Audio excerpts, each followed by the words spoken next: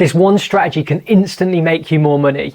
Corporate giants like Apple use this strategy and psychology all the time. It's called the popcorn paradox. Consider this scenario where there's two types of popcorn available for you to buy. There's the first one that is £2 for a small, and then there's a large at £6. Most people would feel that the large was too large. It's £6 versus £2. Most people at this point go for the £2. But what happens when you put in a third option? So you've got a small for £3, you've got a medium for £5, and you've got a large for £6. Suddenly, the large feels like a good deal because it's just £1 more than the medium. But how does this parallel to the Apple iPhone? They just released the new iPhone 15. So the iPhone 15 is $799. The iPhone Pro is priced at $999. And the iPhone Pro Max is $1,119. If you're looking at a Pro, then for £200 more, you can have the Pro Max.